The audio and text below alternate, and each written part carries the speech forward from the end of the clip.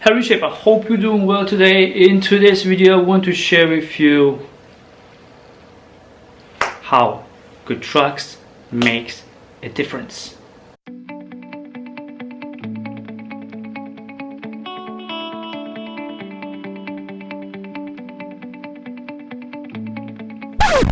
Good trucks, I'm talking about skateboarding for sure. And yeah, skateboarding is really important to understand what it's actually all about. Skateboarding is a sport which you can combine really good with entrepreneurship. If you don't know how, this is actually the video you can check out what has skateboarding together with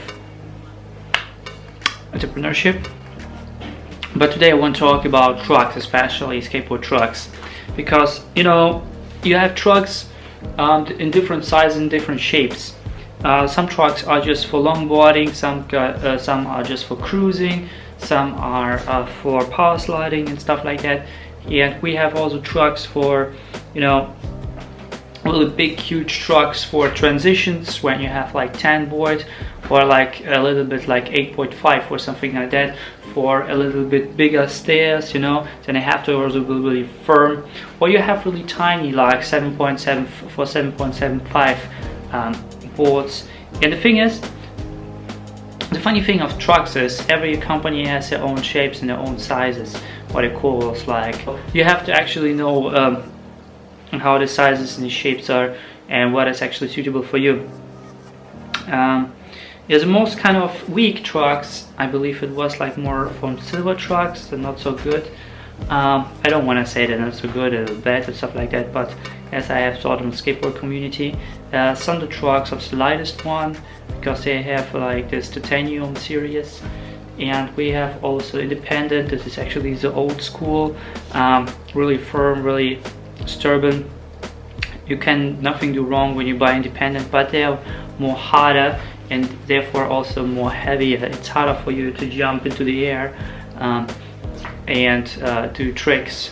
For some people it's better because when you land you have like really this turbine. You land, it's really up to you which trucks you choose. Same thing goes also for bushings. If you curve a lot, then I want, especially when you like in trannies, I want you go for really not that hard bushings, and really very hard bushings if you just go for tricks and stuff like that, more flat grounds for tricks, or if you go for freestyle, because some of this old school kickflip and stuff like that requires really hard stubborn trucks. If you don't have it, it's really hard to land. Same thing also for some tricks like hard flip. It's really hard to land a hard flip if you have really loosened trucks. And it actually goes for, and you can see immediately if someone is you go on a skateboard and just ride for a minute, and you can feel someone has loosened trucks, not loosened trucks, and how the performance are and stuff like that. And some people just can't keep the balance, the core balance in the loosened trucks, so they keep it really firm, that it's easier to balance, so they have to curve less, more tic-tac and stuff like that. So you can see actually the character of the skateboarder with trucks. And the thing is, when you have trucks, I believe when it goes to personal development, how you can determine trucks in personal development or in as a more entrepreneurial niche, I want to say trucks determines your niche, or they determine your destiny. Trucks determines your niche, or they determine your destiny. Because when you pick up trucks, of course you can go with really tiny trucks and go for a tranny or go for really high stairs. But the thing is, you have less space to land, and it's really hard to land on really tiny trucks. They can even break and stuff like that. But really firm big trucks are really made for this impact and stuff like that. So you have to always take into consideration what kind of trucks you have to your own style. If this is actually determines your own style. As an entrepreneur, you need your own style, you need your own niche, you need your own vision. And I believe trucks is actually the thing which determines your style, your vision, your niche. Because if you pick up big trucks, try to do a kickflip with really big, huge trucks. I mean, you can do it, but it takes you more effort than doing it with tiny trucks, which you can just flick just a little bit and do a double or triple.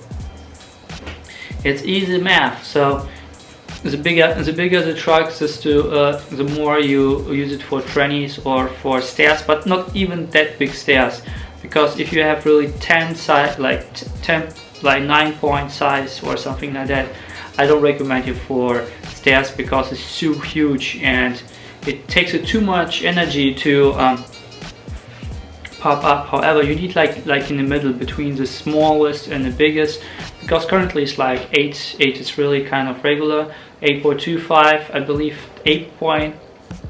maybe 8.35 or something like that. It's good for the stairs, but not really for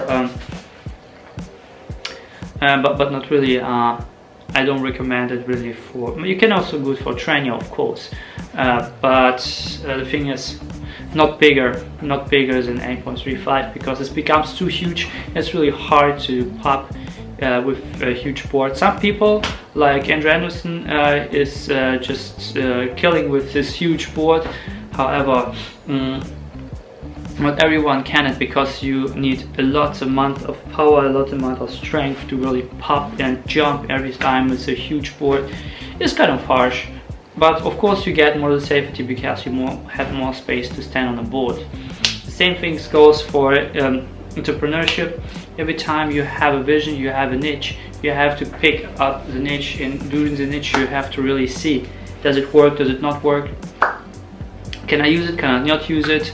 And because you are using the niche, you're picking up the niche, you are watching actually what the demand is, what I wanna actually give, and what the demand is. Of course, you orientate yourself on the demand, of course.